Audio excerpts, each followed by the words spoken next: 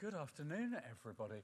For those of you who are not in the UK, we have a chat show that's on Friday nights, hosted by a guy called Graham Norton, and he has this big red sofa, and there's normally like Judi Dench and Tom Holland and all these people sat there, and I feel like I'm doing a version of that tonight. This is not wine. I'm just going to point that out. It's not wine. It's whiskey. Welcome this. Before I introduce people, I'm actually just going to give a little bit of an outline of what this is about, because you may have noticed that the West End has kind of shifted in programming and London theatre has shifted, and we have a whole new wave of British musicals that has really happened in the last, it was just starting to happen before the pandemic, and then obviously everything got shut down, but in some ways that was led to some things also happening in online profile and that kind of thing. And it is very unlike the situation that was around 20 years ago or even 10 years ago, which is that there was a time where if you were a new musical in the West End, you were either written by Andrew Lloyd Webber, produced by Cameron Mackintosh, or both. And that was kind of it. And it became very hard during the time that a lot of Americans thought of as kind of the British invasion. It actually became very hard for other writers to get their work on, because it was really dominated by those two people. And also in the UK, we have obviously a public funding model where we have the Arts Council who give grants to regional theatres and national companies.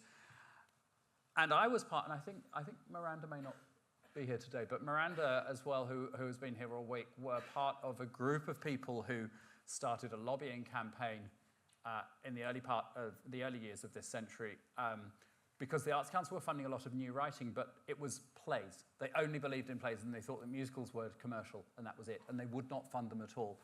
And there was a lobbying campaign with a lot of people. It wasn't just Miranda and myself by a long way, and also around the organisation Mercury Musical Developments, and another organisation that we started around that time called Musical Theatre Network.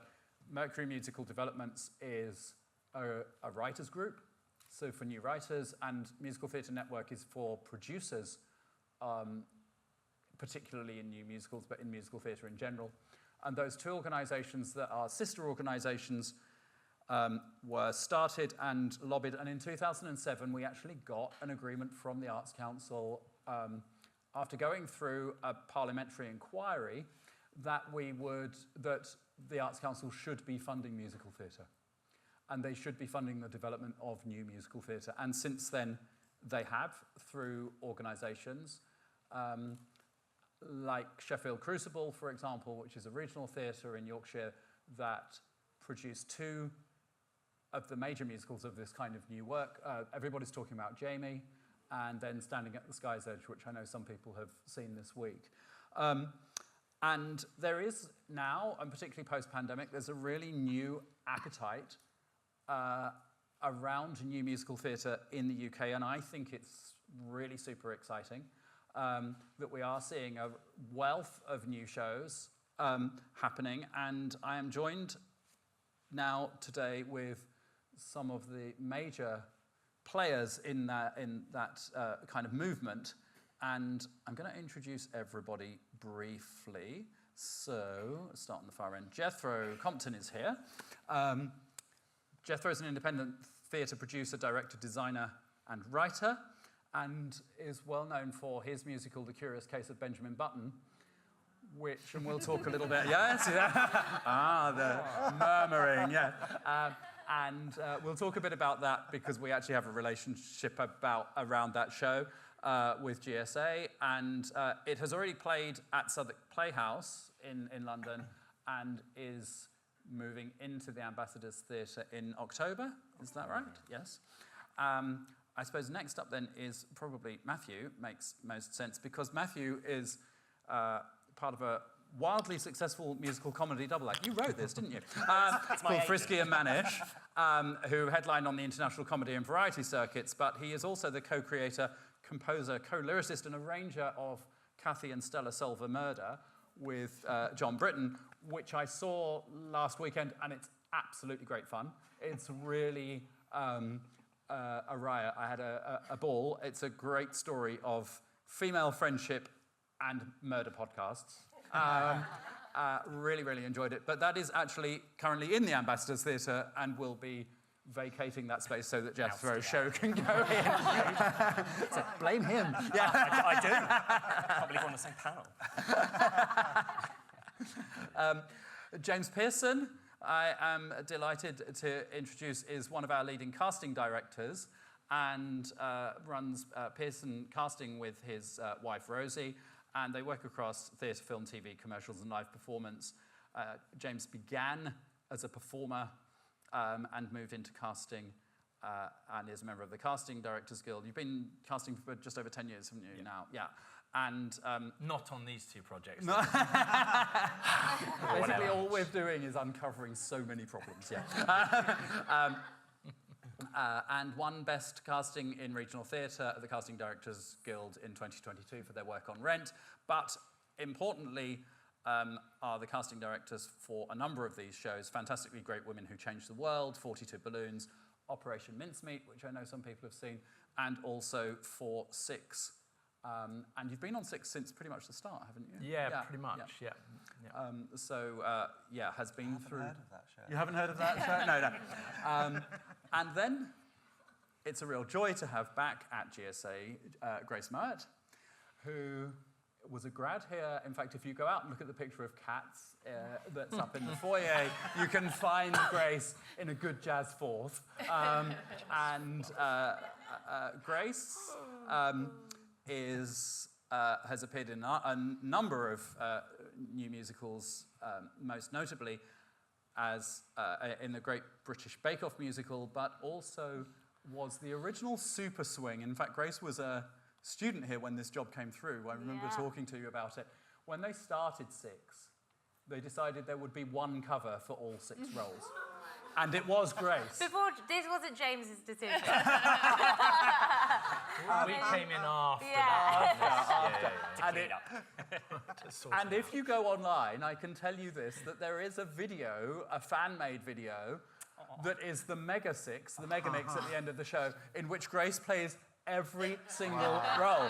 And can I say, that video was posted 15 minutes after I made my debut as the final queen. Someone was waiting, and then they're like, make the video, go! Grace is also currently appearing as Karen in the original London cast of Mean Girls at the Savoy Theatre, so she's here with us this afternoon, and it's really great to have you back. Grace is actually, we're talking about summer school that's going on over the road. Grace began here at Saturday school, didn't you? Yeah.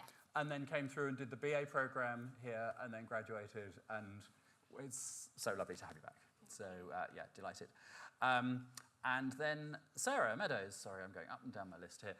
Sarah is an award-winning director, and credits include the musical Ride, which opened, we're going to talk more about this later, but opened and has played at the Charing Cross Theatre and has recently played at the Old Globe in San Diego and is about to embark on a US tour, I believe. Yes. Is that right? Yes. Yeah. So we'll talk more about that as we go. But Grace is also another thing I touched on earlier in the week is kind of what I refer to as indigenous musicals that are happening in other parts of the world. And Sarah has just directed a really great production of Marie Curie, which is a Korean musical that is being produced in English in a new production, again at the Charing Cross Theatre. So we can talk a little bit about that as well, because I know that was a really interesting experience of taking, translating work into English and making it work for a West End, in the West End. And finally, the lovely Gas Gowland. And Gas was actually one of my students in my previous role at Goldsmiths University in London, where we first met.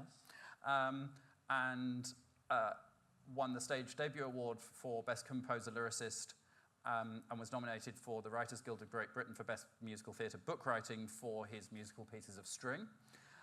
Which started as his MA project at Goldsmiths, where it was known as Gaytonement. And is currently the resident artist at York Theatre Royal and composer in residence at the National Theatre of Scotland. and leads the MA Musical Theatre course at Leeds Conservatoire.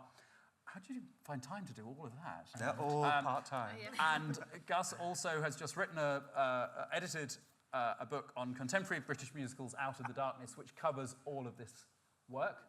And I'm also really pleased that Gus, every year for our MFA programme, we commission a new musical for the students, and we workshop it here as part of that process. And Janine was in Gus's show, which we commissioned last year, called Candidates, which played in our studio theatre upstairs, and was a real joy. So on that note, it's really lovely to have you all here. Now, I do feel like I'm doing the Graham Norton. Big round of applause. I think we'll start with actually some of the things from your book, I think, Gus, which was, from your work, what do you attribute this kind of new movement to? I think it's a huge amount of it is to do with the funding from Arts Council. That has made a big shift. Places like Mercury have completely changed the amount of work that's getting made. And I think people are becoming much more confident in what British musicals can be. Mm-hmm. There was a time when you thought of British musicals and it was, you know, the Cameron Mackintosh, Angela Webber, Bublé and Schoenberg stuff from the 80s. And actually, now I think people have started to really forge an identity that is entirely British and isn't about a sort of a getting over to New York, although I'm sure that would be lovely for everyone. But so it's starting to have its real identity, and I think once people were really able to put their sort of authentic British voice on it, and people were supporting it and funding it, and it was getting workshopped and getting on, suddenly it's that, you know, visibility is possibility.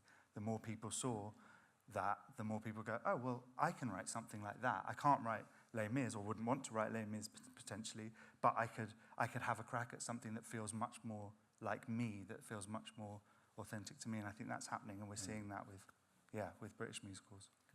Matthew, do you have anything to say about that? Because Cathy and Stella Solver Murder is specifically set in Hull, which is a northern city with quite a specific identity. And I was talking to some people that went to see Standing at the Sky's Edge last night, and then we were talking about it today and trying to explain what that kind of northern sensibility is as well. That it's not just a British thing, although Britain's quite small geographically, it's also quite distinctive regionally, isn't it? So, and you know, for me it's hard to explain, but the idea that they're the best murder podcasters in Hull is by definition quite funny if you understand what Hull is. And so... I don't know what you mean. No, did you find that writing Cathy and Stella that it was distinctively British? Yes, I think it's funny to think that neither of us are from Hull, John and I, who wrote it, but we chose Hull initially just as a joke. It was a lockdown project, so right. when you referred to it as, you know, in lockdown, maybe certain things that wouldn't have happened did happen just because of time and you know, lack of any other thing going on. Yes. And I feel like our choice to put it in Hull was because we did our first job together in Hull, and so it feels like our sort of, if you know, we're from completely different worlds, but maybe that's where we can both exist and write something. And then as soon as we set it in Hull, we realised that was going to be the comedy voice of it. Yeah. We knew Hull enough. We'd worked there. We'd lived there. We'd had actors in our shows who were Hull-based actors, and it just felt like, oh, this is way more fun than, you know, all the demos of the show in my voice. They just don't work. They're just not fun. They're just not fun. Yeah. And so to try and give it to the producers and be like, okay, this, you know, it won't be me. It will be women from Hull. Yeah. That is completely. And I feel like what has then happened, and hopefully, I think with all of these shows that we're talking about that are the new wave of it, it feels like the distinctive different voices, regional, accents-based, and just the kind of variety of sound that you know, and you know, this particular actor, they've got to go in that show. You know, that's someone that needs to go into Cathy and Stella, but that's someone that can go into Benjamin Button or Six or whatever. And And it feels like, and not to say that then they are all like their own little cliques and there can't be crossover, but it's just so great to have that variety. Yes. And I mean, that was a lucky thing for us. You know, because that's not where I'm from. You lucked out with Hull. Yeah. I feel like it's given us the identity that has made the current crop of things feel really exciting. Yeah, yeah. Actually, Jethro, I'm going to come to you because one of the really interesting things about Benjamin Button is that you took an American set Scott Fitzgerald story and you've set it in Cornwall, which again has a very distinctive, I mean, there are Cornish people, a bit like Texans, who believe that should be its own country. You know, can you talk a little bit about... Just a bit of devolution. Devolution? Devolution. Devolution? I just think we should have our devolution. Don't talk about Devon. We have a strong rivalry between Cornwall and Devon, you see, from anyone who's not from here.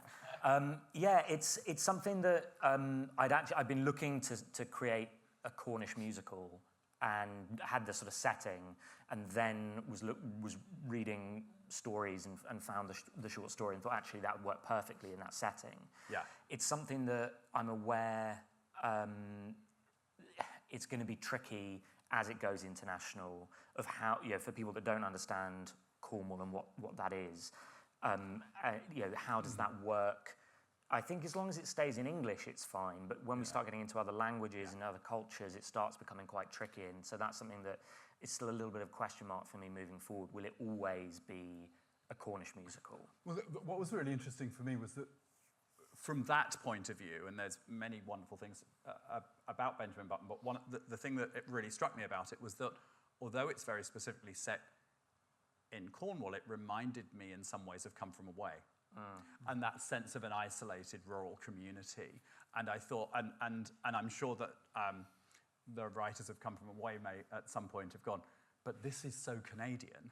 But of course it's played so beautifully all around the world because the story in itself is so universal. And I think that's one of the really interesting things about Benjamin Button. I think when it comes to be translated, maybe it gets translated into a kind of regional version of a language. Which is something that I've spoken to some people about, but part of the challenge is because the music is also folk music. Yeah. If you go to a rural fishing community in a very different culture that doesn't have the same folk music traditions, you would have to completely reorchestrate and compose everything to work for that. And so suddenly it might not actually work. I think I'd always planned, initially when I wrote it, I thought I was just going to get it on in London and immediately license it through Samuel French in New York and just to make some money, and would change it into a sort of a New England setting to make it more commercially viable. Yeah. But then because of the interest in the British production, it's enabled it to sort of stay as Cornish for longer.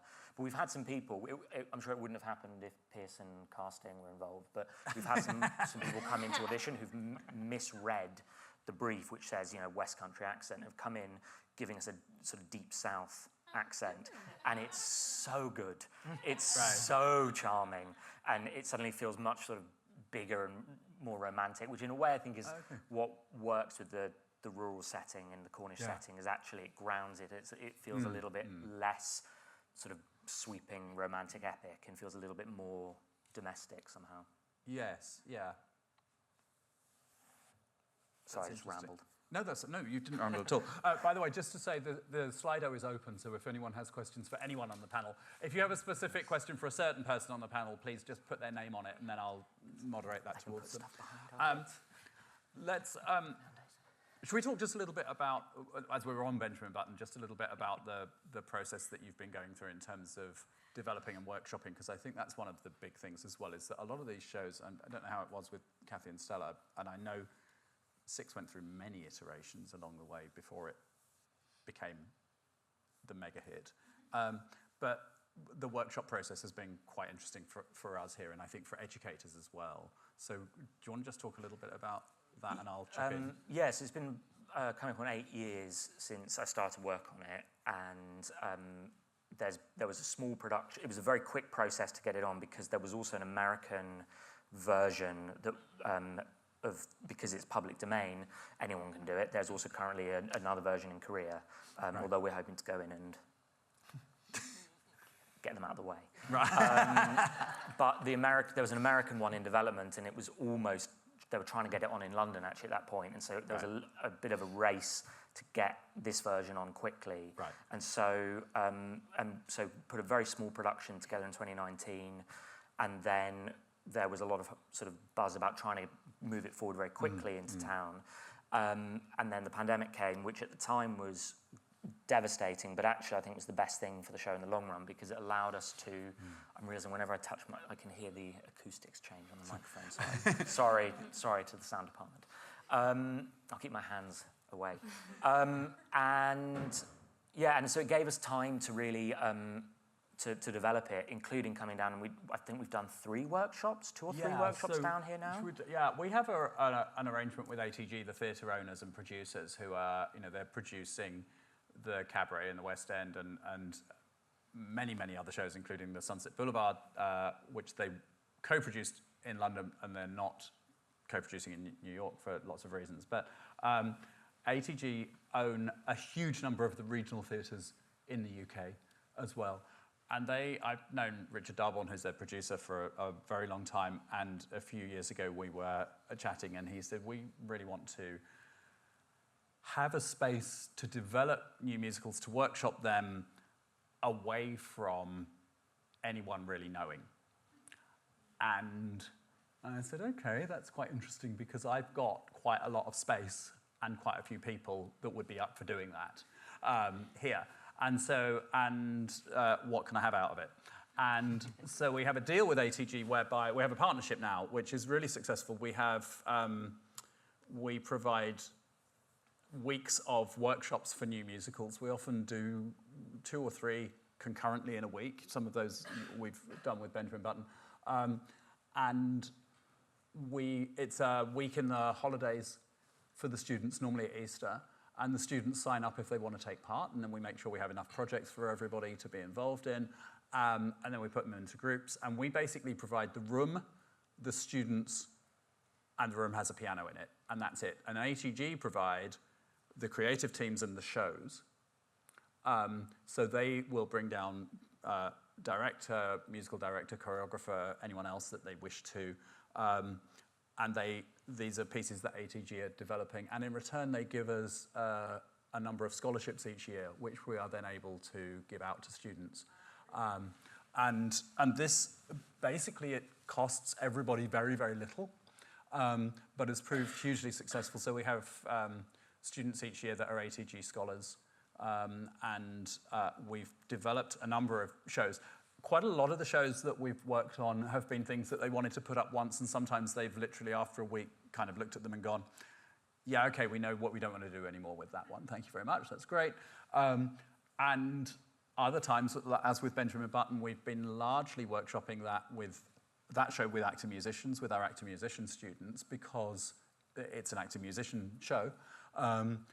And sometimes the same students have come back in to workshop that more than once, haven't they? You've had a couple of people that have come back, and it's proven hugely successful. And we've been talking about, at a preview performance, maybe inviting some of those students that workshopped it to go and see it in the West End. But it's really great, the students actually getting to see the fruit of that project. And also they get to work with great professional creatives as part of their training, but it's not part of the program, so there's no credits attached to it or anything else. It is simply something that they did that they can put on their CV, that there's kind of no pressure on them at the same time, and they have a great week, and they work with students from other groups. We mix the groups up, we mix the programs up, and it's proven really, really successful, and we're since building on that relationship with ATG to do other things. They quite often will say, we've got a preview of this show, would you like 50 tickets? And the students will go and see that and that kind of thing. So yeah, it's proven very successful. And but what's it been like from your point of view, though? It's been really useful. I think we've done a couple of workshops up in London with sort of bringing some of the original company in and some other people in.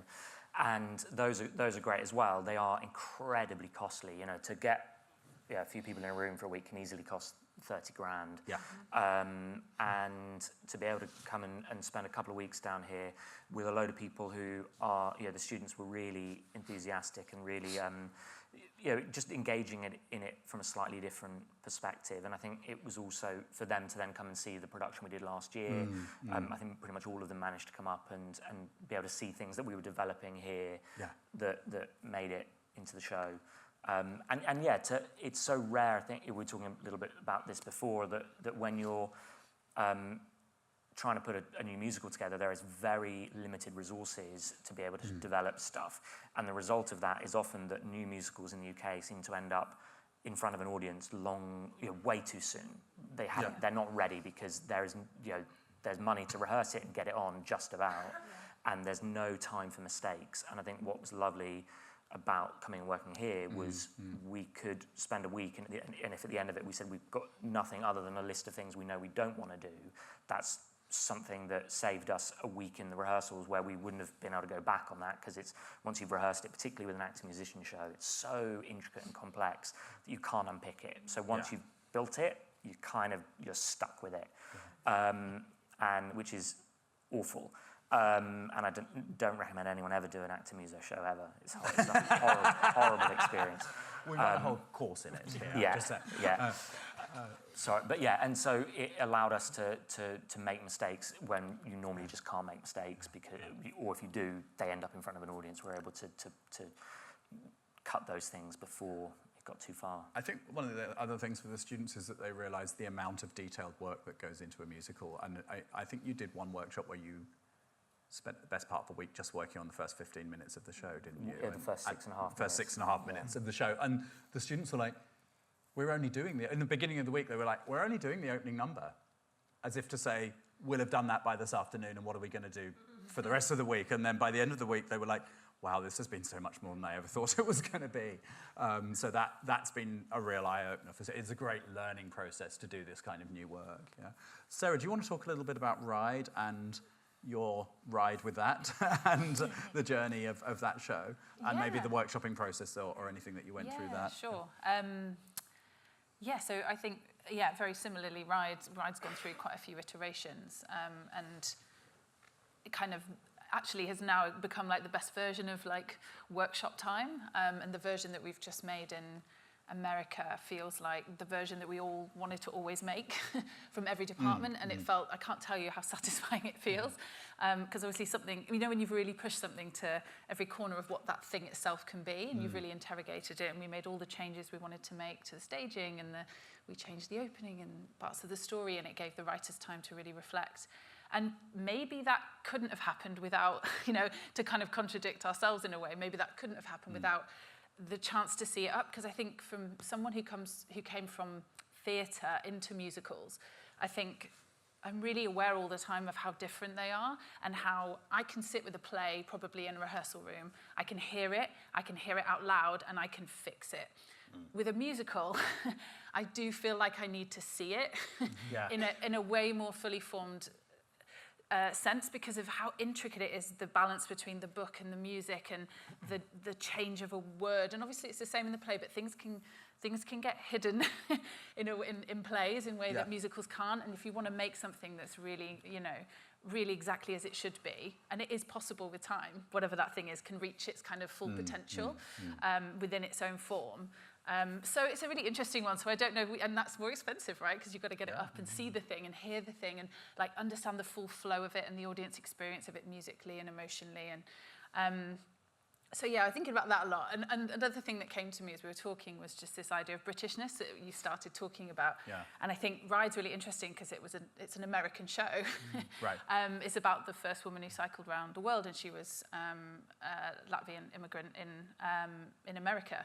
But I think why it works so well, especially when it went to America, was because it had this incredible British sensibility, and the way the American audiences have responded, they said it's so unique, it feels like it's got a humour and a way of telling story that they haven't seen over there. So there's something really interesting about how our culture can kind of work broadly in storytelling. The same with kind of Marie Curie, taking something which is very culturally specific, but also a Polish woman's story, a European story, but told by Koreans. And then taking that cultural storytelling and then trying to translate that into British whilst being true to where the thing came from.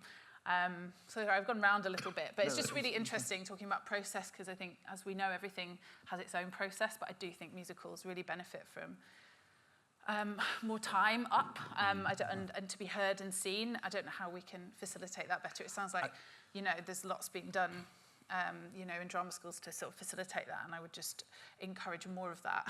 Yeah, I think from a director's point of view. Yeah, no, that's really useful. But I think also one of the things I come back to a lot is that I think musicals are also very delicate.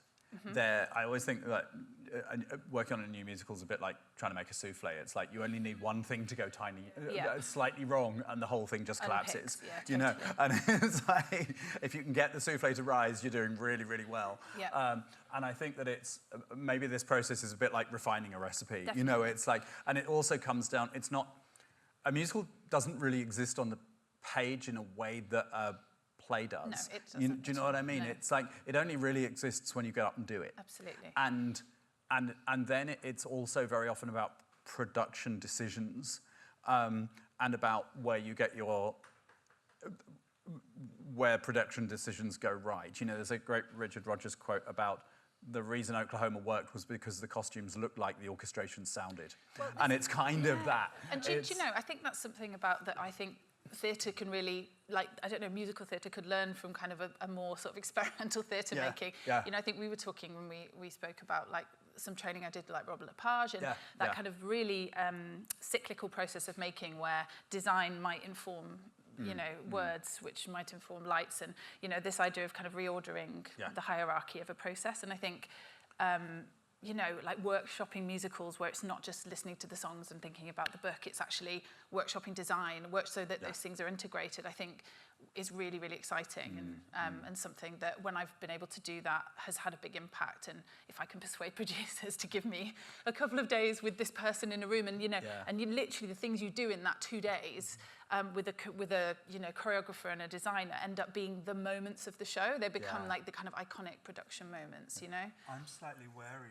I agree with you. I'm slightly wary of workshopping because I think I think it's brilliant, but I think the danger is that we do it too much out of a fear of the production, of committing. Workshopping, making the production. Absolutely, and also and also so often, in my experience anyway, workshops end up having to double up as a presentation. And then you end up directing it just for that, and then it becomes part of the identity, and you're like, but it's not going to be that, and then you have to unpick the whole thing. I found that as a writer really difficult, because you're like, did I make that change just because this was the room we were working in, and we were, or is this the right change for what the show is? So it's a really tricky balance to get workshops right, and finding the middle ground, I think, is where we need to be. Well, we had quite a lot of that process when we were working on candidates, because I kept making changes, and I kept saying to Gus, this is the right change for this production, but we might, having done it in this production, when we produce these, they're in very small-scale resources, but the great thing is there are a chance you can kind of go, right, this character's going to have this song in this iteration, but we know that's not what it's going to be in the future of this show, but we're going to see how this goes. And so there's different pressures operate around that. When I did a show called Mayflies, which was on in York Theatre Royal last year, and it was incredibly quick, the process, because York Theatre Royal haven't really done a musical, so they were naive, bless them, great for me. And so they just sort of commissioned it like a play, and commissioned it I pitched it in July, they commissioned it in August and said, can you have it ready for next April? And I said, yes. And so I did, and it went on, and we did 2 days of R&D just before Christmas. That was all they could afford, so we just basically read it and was like, that's terrible, that's okay.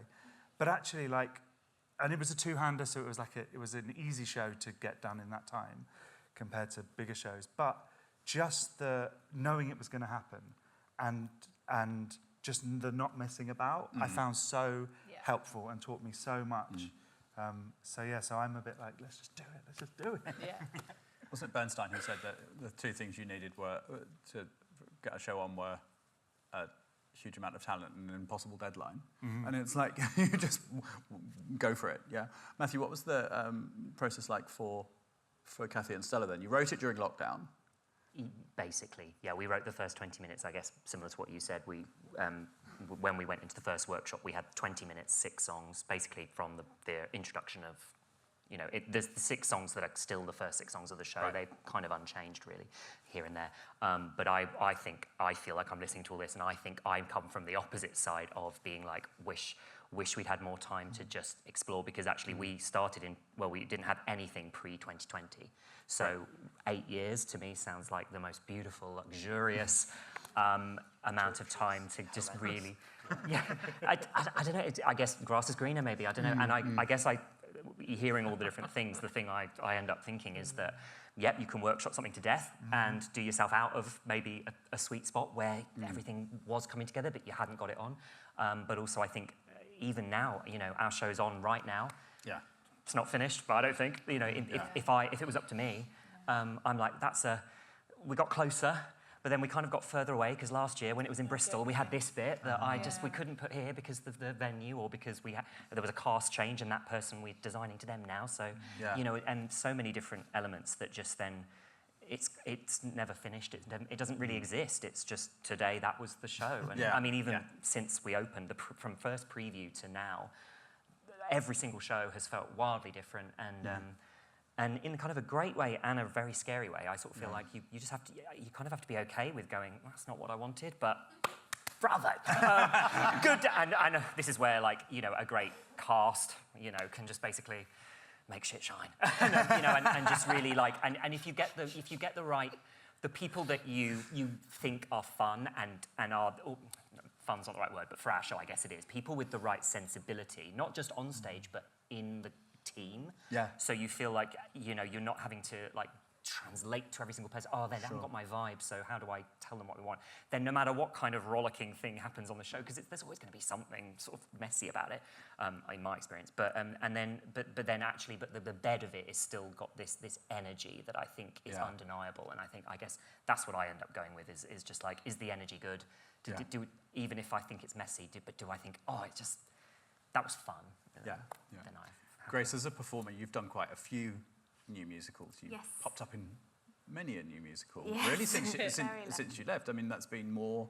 Yeah, it's been... Grace was also the first cover Juliet in the original cast of *And Juliet*, so was developed that show right through the workshops as well, didn't you? Yeah. You went into that very. Melanie Labarry was here the other day talking about that. And so how? Tell us a bit about it from a young performer's point of view. Yeah. And the kind of getting up and having to make it work. Yeah, I think I feel incredibly grateful that the majority of my career has been new musicals. And also not just the ones I've done on stage. Like, I love workshops. I love readings. I did a lot of readings over the pandemic. And I even try and do workshops whilst I'm in shows, because it just keeps those, like, creative juices flowing, especially when you're blessed with, like, having creative license as an actor with a creative team to work with them on something. It's really exciting. And then getting to watch, like, it happen. For example, so I did the workshop for burlesque, babies, halls, and, like, all these things, 13 going on 30, and it's like these things popping up now, and I'm like, I was part of that. Or, like, I'm like, I think that's something that, like, the creative in me loves so much. But also, I think something interesting when we're talking about workshops and is it too long, is it too short, I think is something I really felt to my core. And I think, I don't know, with Six, for example, something that I really struggled with, if I'm honest, but also was like the beauty of new musicals is as a cover. So I covered all six on my own, and we had 3 weeks, and they hadn't had a workshop for that These production. people are sitting there thinking that you are Superwoman. I can tell you that. She is. She is. It's an amazing thing to do. Yeah, but I think The first time that we saw Six, when we were going to be coming onto it to help Grace in terms of fun, we sat, when I say we, my partner Rosie, and halfway through the show, the pa got a bloody nose. Oh my God, were you at that show? That was the show. No, because that was my worst. Here's the thing, right? So they've done the whole show right before Pa's song, which is right at the end. Grace walks out. So no build up to the number. It's the most exposed moment in the entire show. And we sat there and went, right, well, we've got to try and find more of her then. Okay, this is going to be challenging. And I will never forget that show because basically that was insane. 6 back in the day, and we only had one person on sound. Yeah. Like there was only sound number one, and so I didn't get my in-ears, and I was still very like graduate mindset. I was like, I'll do it, I'll go on without my in-ears.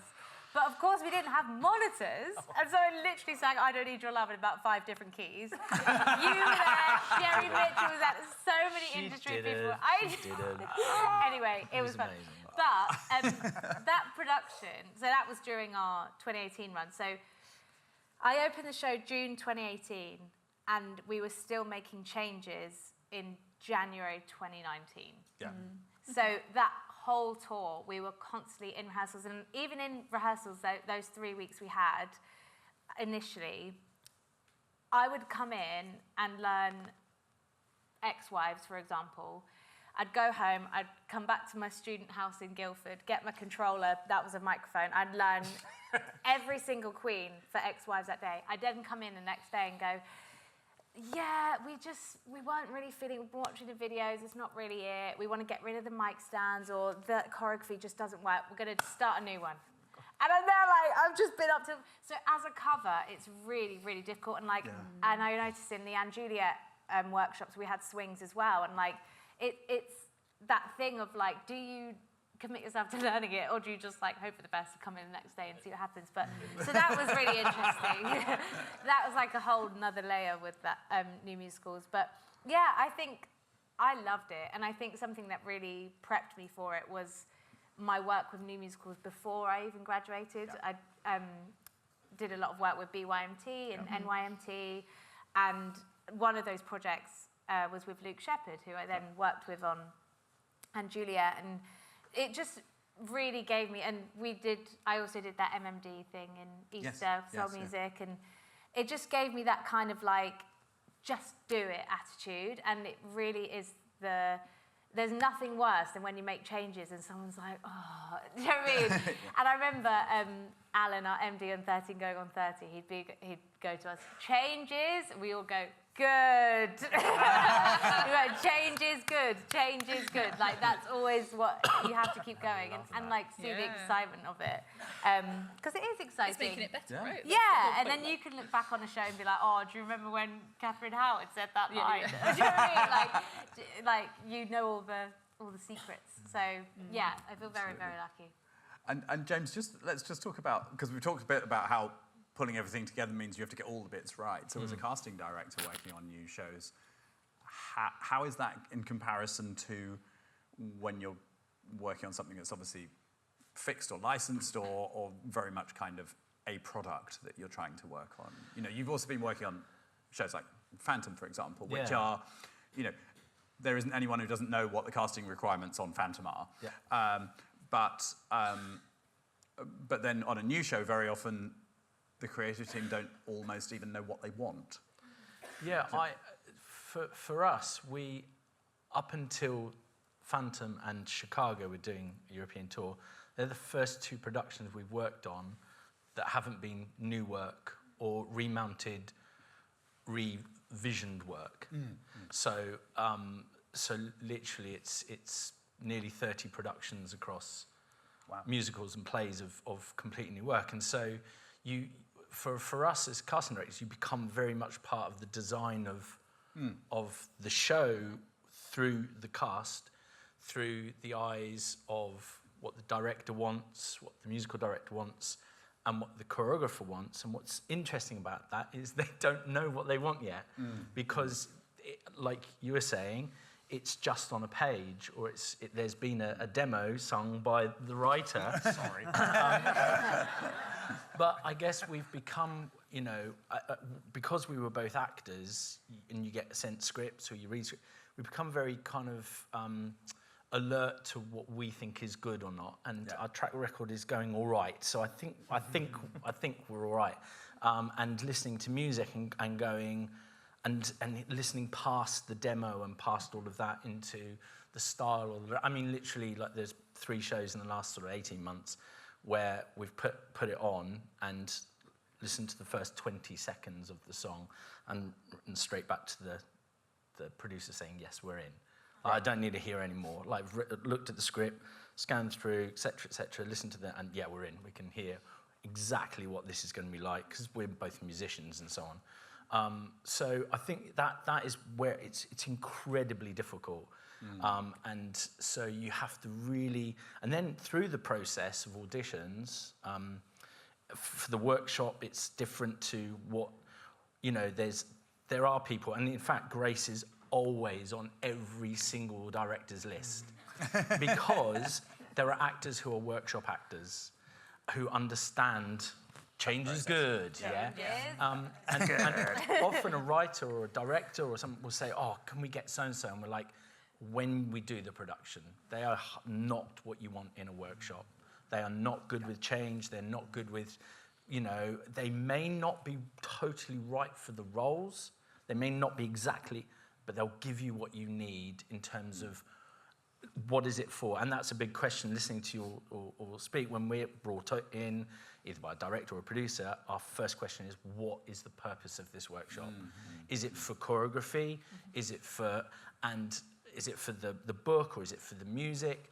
And with that, you know, they'll say, yes, it's for the choreography. Great. Now tell us, within the dance, is it musical theatre performers or dancers? Musical theatre performers, but we want to use these dancers, and we're like, absolutely not, because because when it comes to it, you'll want people who can belt a G, are, you know, Shakespearean actors, play violin, and dance the greatest commercial dance you've ever seen in your life. And there's maybe like 2 of those people. Well, it's great. So we find ourselves really trying to control the 3 departments for a musical, and they are so complex, like you were saying. It's, you know, and really kind of, we're the ear for each department. I mean, we always are anyway, but certainly in workshops, or new work, we're really that ear when, you know, let's say the musical supervisor can't be there, or we're listening to the tone of the voice that they want, or the director can't be there for the dancer, but we're still looking for the acting skill through the dance, and so it becomes a real thing that, you have to really focus in. But I think the big question is, what are you doing this workshop for? What do you want out of it?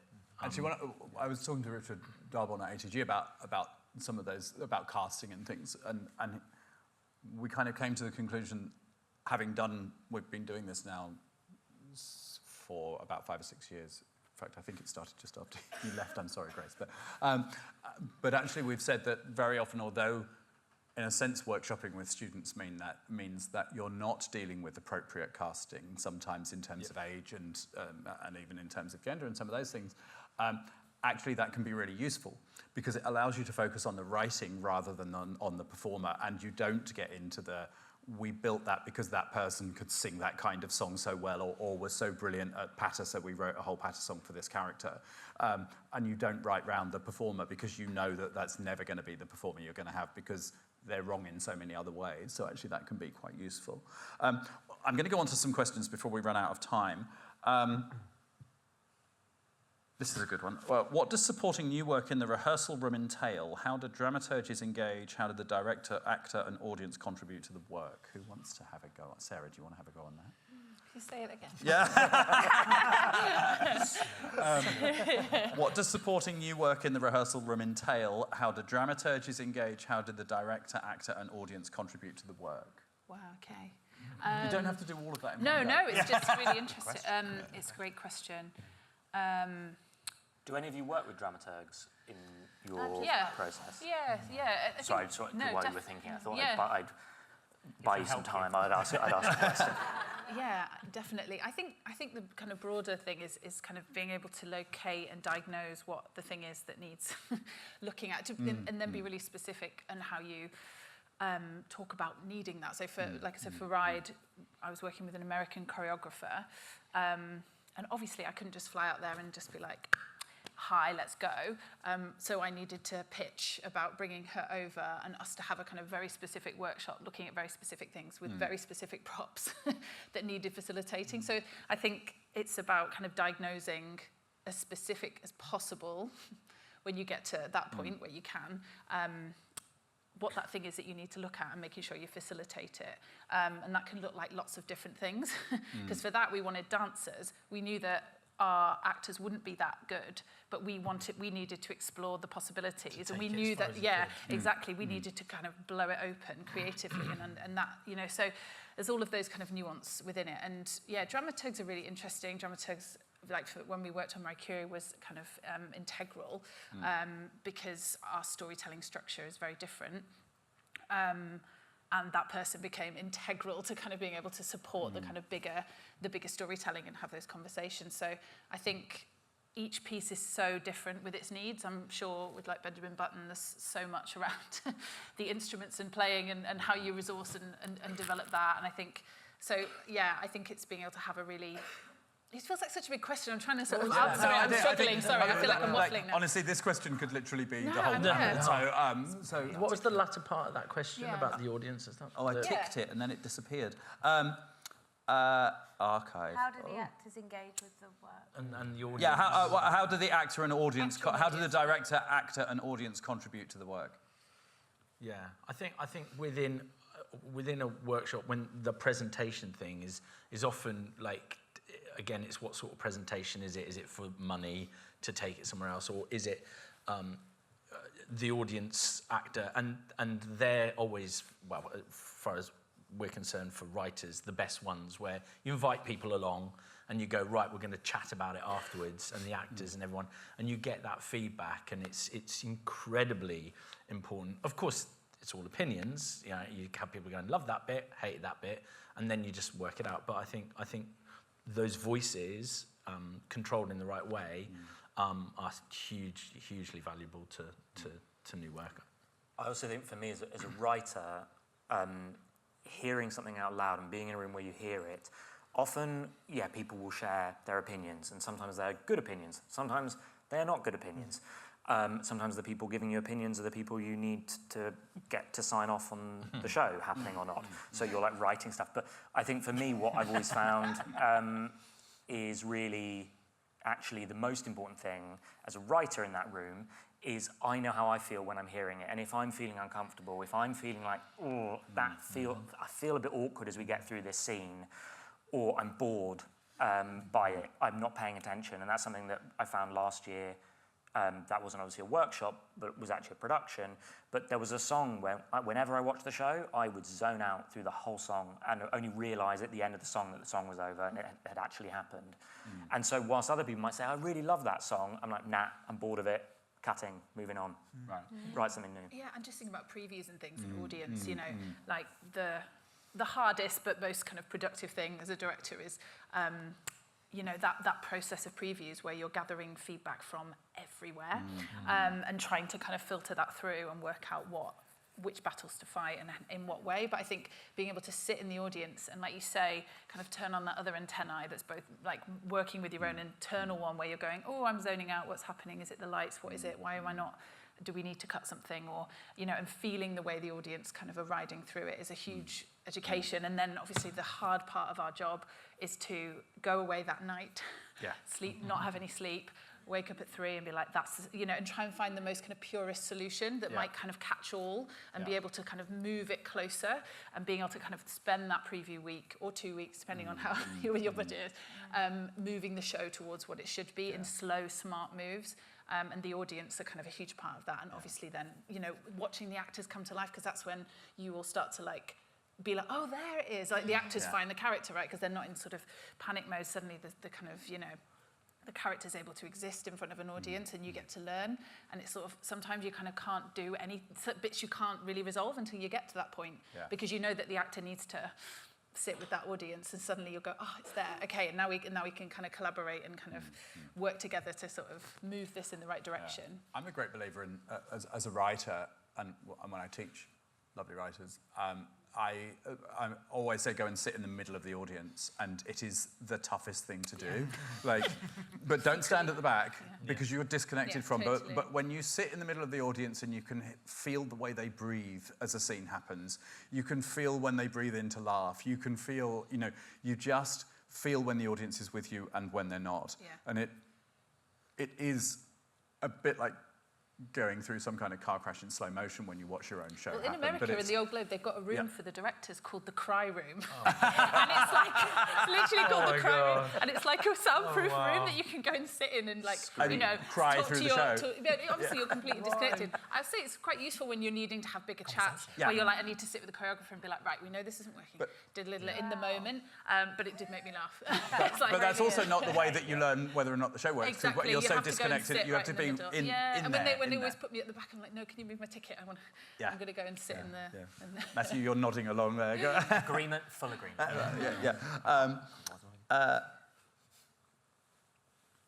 I think we've covered some of this, so I'm not going to go back over it. How's the landscape of producing new material changing with increasing cuts to arts organisations?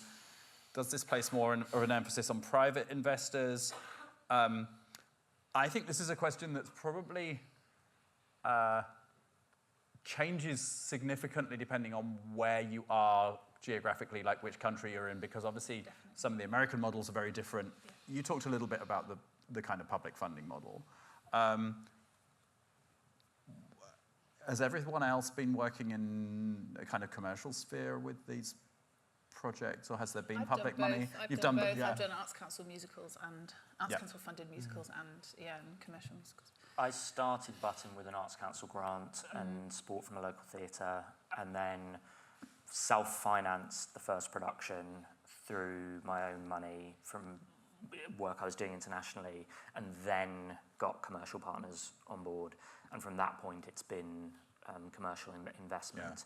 Yeah. We were saying just before, actually, that what feels like it's missing, because as any development's happening on a new musical, that's all getting put into a budget, into a spreadsheet somewhere, and those costs are being tallied up. So by the time you actually get to the first day of rehearsals, you can have £500,000 of development costs already that you've spent, and that can just make it really difficult to get the figures of the show and the budget and the recoupment schedule to make sense to future investors. If you've spent too much money developing it, then you have to spend the money put on the show to actually get it on. It can take, as Button will take, a year and a half to 2 years to recoup its costs in the West End, and it's incredibly expensive. And we didn't even have particularly high development costs. And what I was saying, what feels like it's missing is if development costs cannot have to end up in the budget, if there's a way that there could be grants and people can spend 30 grand on a workshop that doesn't end up having to be accounted for somehow when it gets to production. I think when I've done work in America, in sort of regional places in America, they have a lot more, and I hate the word because I can't say it, philanthropy. Did I get it right? Yeah. It's huge. We were clapping money in America quite a lot, like in like investment dinners, where we just had to clap money, basically. Yeah. I had a dinner in Texas with an oil billionaire who, any Western fans, he owned Wild Bill Hickok's revolvers that were on his hips. Right. Like, I mean, just a phenomenal guy. Yeah. Self-made completely. And he then gave, I think, $5 million to the theatre after that dinner. Yeah. So I feel like I earned my dinner. That was a lot of my, I was like, oh, this is my job over here. I had to go to lots of dinners and lots of speaking and meeting people. Something I would love to say actually about thinking about like the Arts Council model, and I think the thing that was really interesting. I worked on a project which was a musical working with an integrated learning disabled and non-learning disabled cast. Wow. And that was a really fascinating project because the ambition of it was to make something that doesn't just get put on in the studio, that it actually was an ambitious kind of main stage musical. But with a learning disabled cast, that would mean the process had to look very different. And I think what we realised, is it's so expensive to put on musicals. Where is the wiggle room in process to support a way of working that supports any level of access? I would argue that there's a challenge there, and that might have an impact on the kind of work that gets made and what kind of people work on it, because you're relying on super swinging around. That's quite an unsustainable, if we're honest, that's an unsustainable thing for someone to do. Grace found it was entirely unsustainable, and they had to change whether it. Whether you can do it or not, and I think there's something important about, and that was an Arts Council project, and we were right at the top of the, what you can get to do it, and we managed to do what we could do with it, and we still had to. It was a really tough to kind of make a process that felt really held and really proper and really specific, and make something really, really brilliant. So I just wanted to say that because I think that's a really interesting challenge for kind of musical theatre being such an expensive thing to make. Absolutely. How do we have access within it when, you know... And we have to think so long term about everything. And that's for shows that don't have all of that capacity for inclusion built into them, which would make us think longer. But if shows are going to take a year and a half, 2 years to recoup when we're setting out to do them, like that's... Most other industries wouldn't necessarily start down a path with that long-term thinking, especially when it's so precarious. And I don't know what the solution is to that because it's the way the industry works. Yeah. But you have to, it's almost like you have to think, well, all of us have to think we're not in this for the money, we're in it for the love. But those shows that are life-changing, the sixes, really are lightning in a bottle. And for most people involved in these shows, you've got to commit to something knowing we're basically losing money for the art to exist, or for the thinking about in 10 years' time this will maybe wash its face because of which is international. where I think it means that only things that have only musicals with commercial viability, which is why everything's based on IP these days. Exactly, because people need to be able to see there is a product that can be that can go to market at the end of it. Totally, I think as well we have to think differently a little bit about that, about the models. And I think, you know, you're talking about those kind of lightning in a bottle shows. When it comes to things like training and workshopping and developing work, we have to get out of a mindset that West End Broadway is the validation. And also, we have to get out of the mindset that if we expect anyone that we train around musical theatre to be the writer or performer of a show like Six, so a kind of a lightning in a bottle type show, actually that's a little bit like saying, well, maybe we shouldn't train anyone in athletics because they're not going to be Olympic winners. And yet there's a huge amount of, you know, there's a huge amount of work and value to people training in athletics for lots of different reasons that doesn't involve winning an Olympic gold medal. And in a sense, the kind of those strange shows, the Sixes, the Les Mises, whatever, you know, the Hamiltons, they become the thing, they become a benchmark that's unachievable for nearly everybody. I think what they have done, though, the Hamiltons and the Sixes, is put a huge spotlight on British writing. Yeah. And go and Hamilton didn't so much. James, not Hamilton, but Six. Not Hamilton, but Six. Kathy and Stella. Kathy and Stella. I mean, well, if you get to see the shows that are being talked about here, they are all fantastic. They're absolutely wonderful, and that song was brilliant. I don't know what you're talking about. No, they are wonderful shows. But I think what it's done is not. I think the writers have always been there. I think the writers have always been doing what these wonderful people have been doing. But I think what Six did was make other countries look to say, oh, what is British musical theatre and what are they doing and why aren't we a part of it? Whereas it used to be, Broadway. It was always, oh, look, another Broadway transfer, this. Whereas now, Korea, for example, is like in London every week looking for the next things. I mean, it's literally, it's becoming like the next West End, which is incredible. So I think it has done that, and I think with that has brought interest, money. We worked on a workshop for a new musical, walked in, and there were maybe 100 people in the room who had, I think the Upper East Side of New York was empty. Yeah. They were all there watching this musical, which was an American musical with an American director, American choreographer, in Britain, with a British cast and British producers wanting to invest in this. And I think that's a massive thing that's very, very exciting and might start changing what we're talking about, that we start to get the investment more as a regular thing. There was a lot of chat over in America about things being made over here. I think that's absolutely true. Really exciting. I'm really sorry. We're very, very nearly we are out of time. But I just want one thought about where some of this goes for the future from you. One each. Don't start at me, please. Don't start with you. Gus, you've done all the academic thinking. You've done all the... I think it is the... Sum up your perspective. It is the Arts Council funded work needs to work more with commercial sector. I think the separation of them is really problematic for us. And I think, to be honest with you, I think that's the Arts Council's fault. Yeah. Yes, They I agree. cannot see, they put so much hindrance on commercialism, and it's just wrong. Yeah. And they need to change their entire structure. And the fact that Six got eyes on the British musical is because it didn't come from the subsidised sector. Yeah. It wasn't like, oh, that's an RSC show, it's Matilda, it's, which sort of becomes its own thing. Yeah. So, but we should be using that, I think. Yeah. There's also a lot of Americans in the room going, they're just so happy to have an arts council. Like, how do you get one of those? Yeah.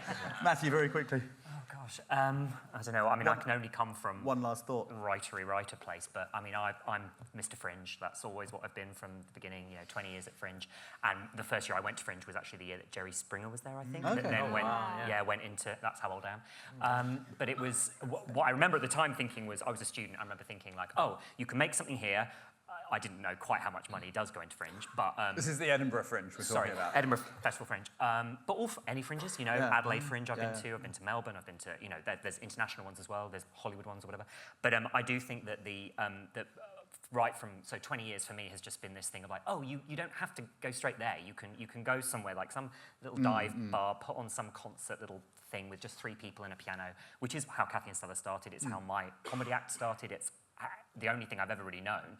But I always think, oh, well, that's where you, like, a pure idea can hopefully happen without needing IP, without needing that kind of support. And then people talk, and then the fact that I saw Jerry Springer do that and then go into the West End and I go to see that, I saw that in the Fringe. To me, has always just been my ethos is, that's what I love. And I feel like, luckily now, it feels like it doesn't have to be Edinburgh Fringe, but anything from that pure place of, Operation Mincemeat being another example. There's something about the purity of the idea that just I love. Because you did the Little, didn't you? Yeah, from 136 seats to 252 seats to 406. So it's and then that was the world. Operation Mincemeat, which we worked on the same things. I'm just going to ask any other last points because we have to stop. Go on, Grace. I think for me it's like supporting the venues that are producing this work as well. Like. I did a show just before Mean Girls in the Little and Southwark Playhouse. It's this gorgeous two-hander musical. 100. Yeah, and it was just as much a moment for me as being on the West End because growing up, the Southwark Playhouse was the place to be. It was like the In the Heights era, the Carrie era, the Dogfights. Yeah, and obviously they're not new British musicals, but they're doing more of them now. And I just think it needs that more like that hub of exciting new musical theatre energy around those kind of venues and supporting them and making sure they're getting to do what they set out to do instead of having to bring things, supporting the venues. Sarah? I completely agree with what you're saying about like how we can just put these different worlds together and find ways of working that and not be so kind of feel that they're so separate because it sort of ends up defining the work itself. I think from both sides of the kind of scale, I wonder if there's like a lot more international collaboration that feels really exciting, which we've kind of touched on, which both brings in money as well as kind of really interesting conversations. And then I think exactly as you say, I think we lost Vault Festival, which was where, which was like a sort of London-based, cheaper version of Edinburgh. It's like actually a financially sustainable kind of version of Edinburgh, and we lost that sadly. And that's where Ride started. That's where so many people cut their teeth, and it's really sad. So I don't know how we bring those things back because I'm sure they tried everything. Yeah, I think I'd love to see in America they have a system where you can buy a ticket regionally for tours. Do people know about that from America? So big touring thing. I think you can buy like an annual ticket.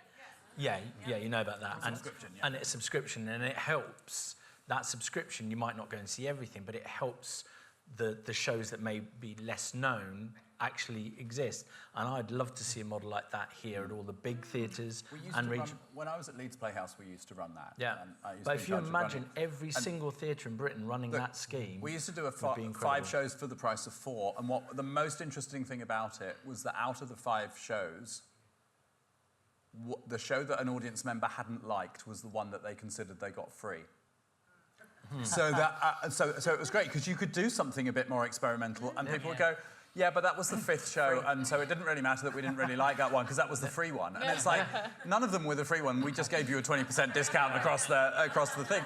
But they had that model in Austria where I lived there for 6 years, and it meant that before I'd even decided what my next show would be, it was already sold out. It was already sold out. Because it was paired with the Cats revival or whatever. Theatres already have money. Yeah, they already have that money. Yeah. Brilliant. Anything else you want to say, Jethro? Don't write musicals? No, I think for me it's always, my attitude is very much a fringe attitude of just find a way of making it happen. And I think we need to be more open as an industry to things being done differently and people working differently. And there's a lot of sort of ways that people think it has to go, and actually there's a lot of other ways that you can make great shows, and you can make them a lot cheaper, and it doesn't need to always fit in this sort of West End commercial model. Yeah. Great. Good place to end. We have run slightly over time, so we will start with Mary's session at 2:45, so it will be quick tea, if that's all right. And please, that's been a really fascinating discussion. I've loved it. I could sit here all afternoon. Thank you very much.